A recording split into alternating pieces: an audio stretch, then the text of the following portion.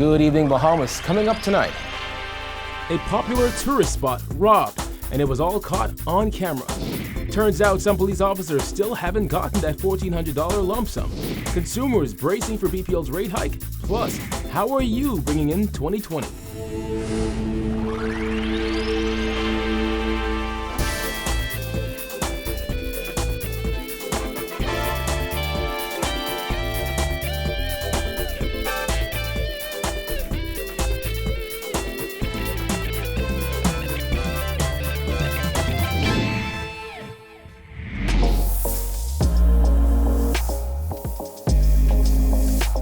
Our News is brought to you by Alive.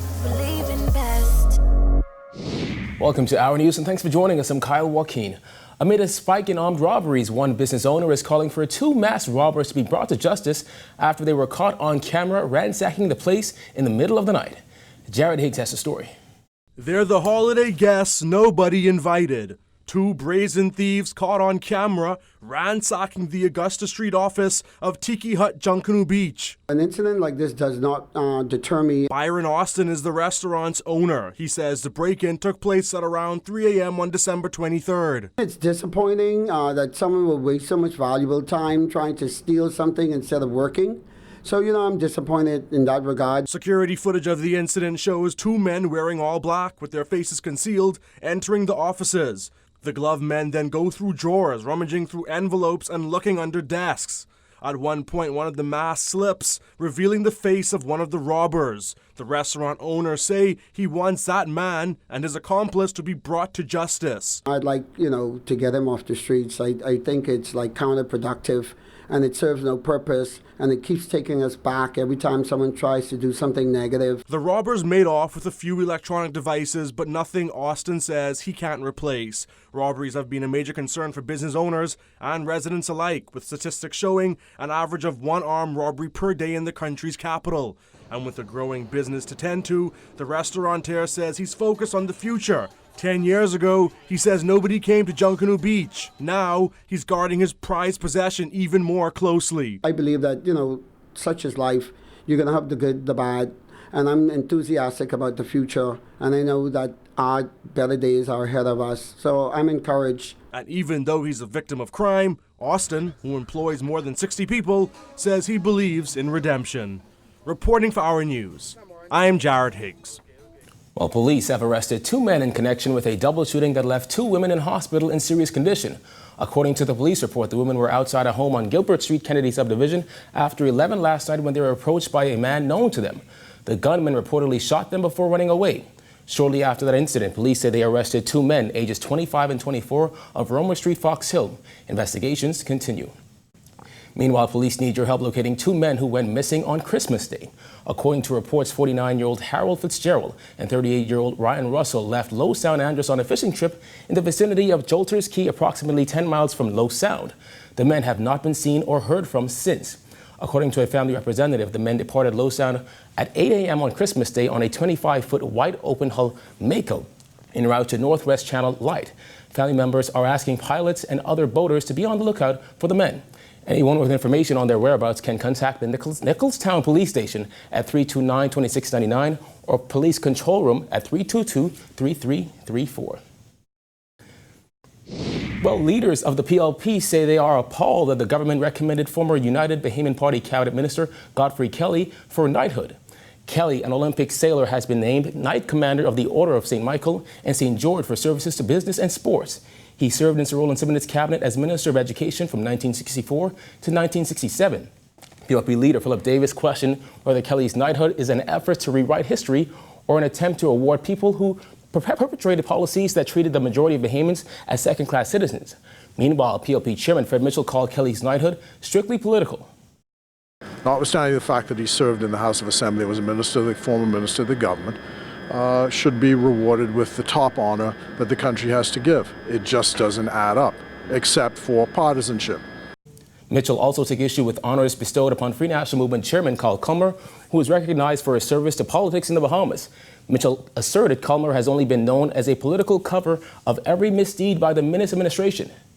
This amazing honor given to the chairman of the F&M, who's been chairman just for 2 years, and God knows what he's contributed to the public good, except to engage in divisive invective, which, fine if he's matching me, but that isn't the stuff of national honors, in my view.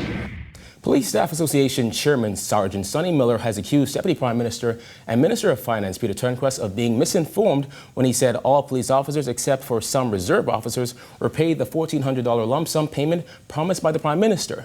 The PSA is now contemplating legal action. Bethany McDermott reports. The Police Staff Association is considering taking legal action after an estimated 300 police officers were excluded from a $1,400 lump sum payment promised to thousands of public service employees. There are about 4,000 officers in the association. Chairman Sonny Miller says those excluded officers feel slighted. We look at our avenue, sir. I can safely say that, again, if they cannot show us legally why these folks did not get it, then we must take our fight elsewhere. Last week, Deputy Prime Minister and Minister of Finance Peter Turnquest said, as far as he is aware, all permanent police officers received the payment. However, he admitted one or two of them may have been omitted in error. Miller says it appears Turnquest was misinformed or misled. We hear mention that the only officers who didn't receive the lump sum payment was the reservists. The association don't represent the reservists.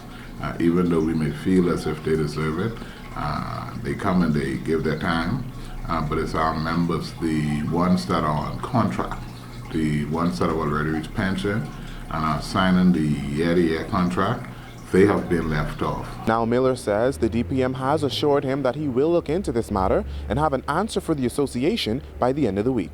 Reporting for Our News, I'm Bethany McDermott. The Ministry of Agriculture and Marine Resources is preparing for a medicinal marijuana industry in anticipation of the Bahamas National Commission on Marijuana's finalized report.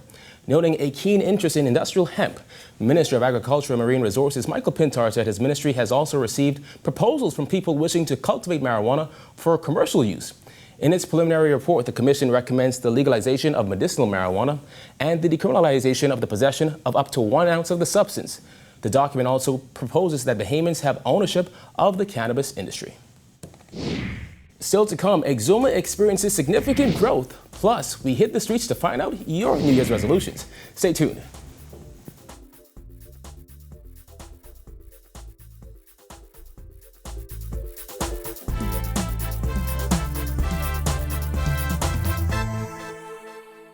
From TV to phone to fast internet, how can we show appreciation for the 25 years you've been with Rev? To celebrate our 25th birthday, Rev is rewarding 250 lucky customers with $250,000 cash back. Simply switch to Trio, upgrade to Trio, or pay your bill in full and have your chance to win cash this Christmas. Just call 601-8992 or email us at trio@cablebahamas.com. Rev, you and us together.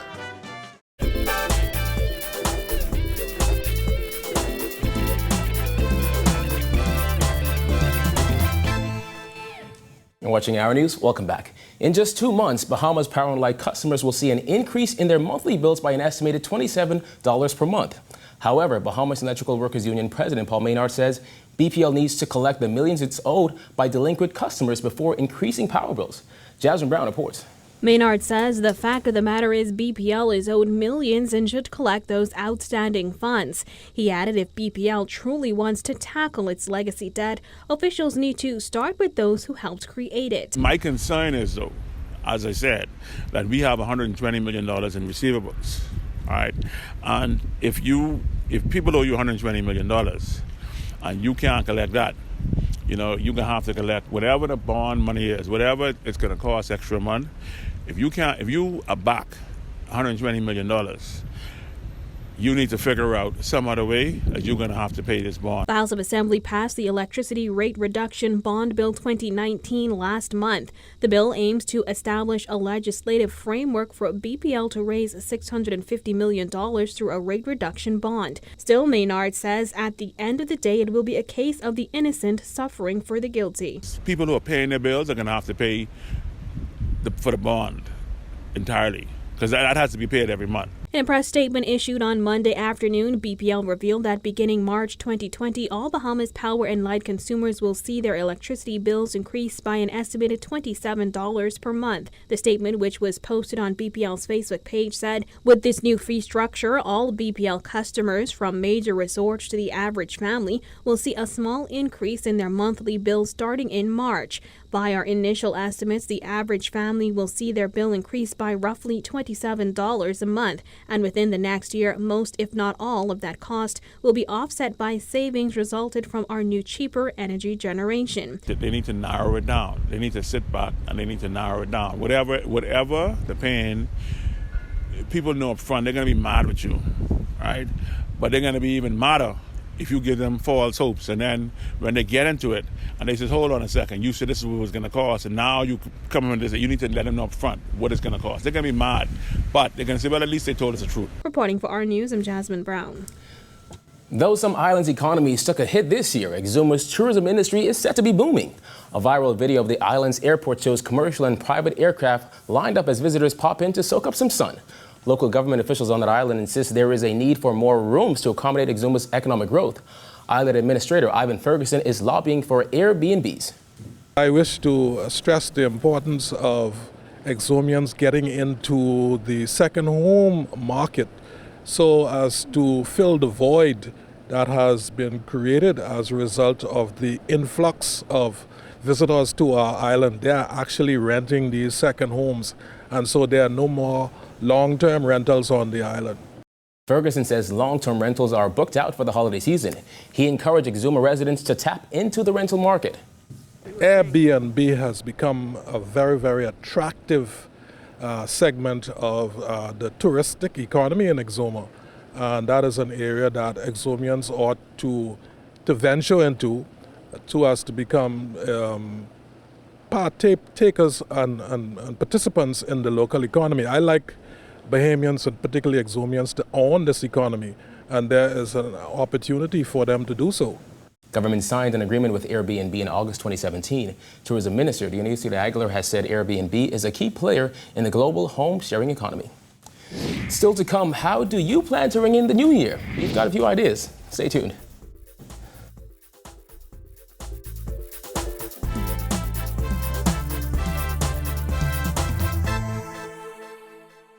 From TV to phone to fast internet, how can we show appreciation for the 25 years you've been with Rev?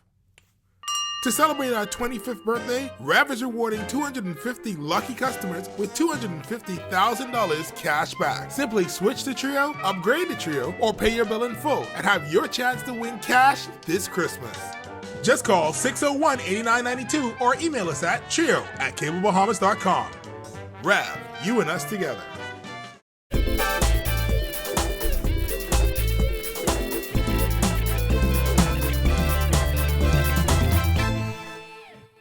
Welcome back to Our News. When the clock strikes 12, where will you be? All across town, preparations are underway for New Year's Eve celebrations that promise to bring fun, food, flowing alcohol, and fireworks. While some countries like New Zealand brought in 2020 while we were still asleep, many here in Nassau are prepping to bring in the new decade with a bang.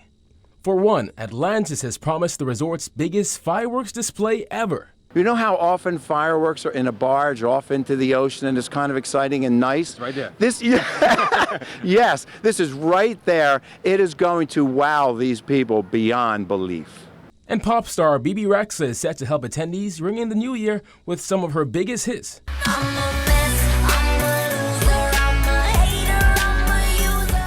While guests and locals enjoy the best food and drinks 2019 had to offer, Special Events and Entertainment VP Rick Gallagher dared to call it the best way to ring in 2020 in the world. The electrifying Lindsey Sterling, when you see her playing her electronic violin, it's going to blow you away. Tony Okumboa, the DJ and hype man from The Ellen Show, is going to have the party really going.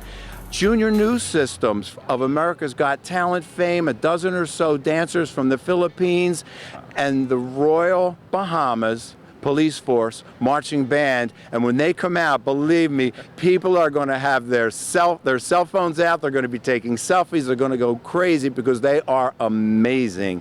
That event is all-inclusive with tickets at $300 for adults and $150 for children. Back in the city, over at Fusion Superplex, the stage is being set for the corporation's Resilience. The well-known New Year's party that started out in a friend's backyard nearly 15 years ago has turned into a holiday must-attend event. Once you get into VIP, you'll have the option of purchasing hand-rolled cigars. There'll be a hookah lounge, there'll be henna going on. There's a special menu that Fusion has put together that you can order food from either VIP or general. VIP will have food all night though. Not to mention the top shelf only drinks will be flowing and the music rocking during this all-inclusive party. At the door, tickets are $100 and $150 for VIP. Once you get into VIP, there'll be a Stoli lounge that's being set up right now and a Stoli welcome area where you'll be able to come in, take your photos at Step and Repeat, and then your photos will be shown on those magnificent LED screens that you see back there. And the party has now found a new home in the courtyard of Fusion Superplex, which marketing and social media manager Timothy Bain says is a win-win for both sides. Altitude is open for dinner, and the grounds is open from 9 p.m. to party. We have DJ Tank, Big L, DJ LJ, excitement. Trust me, it's going to be a good night. Well, from better governance to peace and positivity, Bahamians are sharing their hopes for the new year. They spoke with Giorgio Bain. Our News ventured out to ask residents what they want to see change in the country as 2019 comes to a close. Residents seem united on one common theme. They want to see better governance. Better government. What particularly you'd like to see? In all areas. There's too much suffering, man. As an Aberconian, because we went through a lot during Darian, I hope that as a nation we could come together and our leaders will put the country first and not themselves. And that's just my opinion. As a people, we could hold the government more accountable for what they got going on in the country. We should be more involved with the decisions being made for us. Then there were the more traditional New Year's resolutions. My 2020 New Year resolution is to be physically and fiscally responsible, putting my health, putting my body goals first, and also putting my financial goals first as well. I would like to be healthier, one. People always say that. I would also like to be a better mother, a better reporter. Meanwhile, cancer survivor and advocate Rika Cargill encourages Bahamians to live and enjoy each day like it's their last. As I wrote down my 2020 New Year's resolution, it is live, love, inherit, be vibrant, and enjoy life. Reporting for Our News, I'm Giorgio Bain. All right, thanks, Giorgio. Still to come, Colors hoping to secure another win at the New Year's Day Parade. Stay tuned.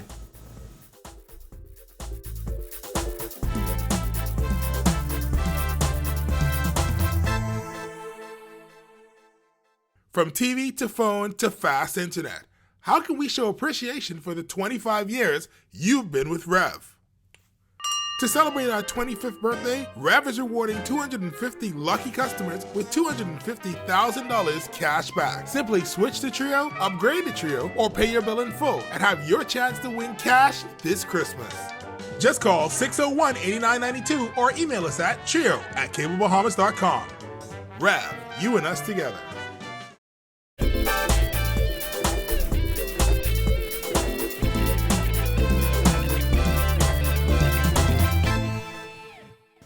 Though Category A groups typically get fans' attention and adoration at the Boxing Day and New Year's Day Junkanoo parades, one Category B group has made quite a name for itself, slaying the competition each year for several consecutive wins.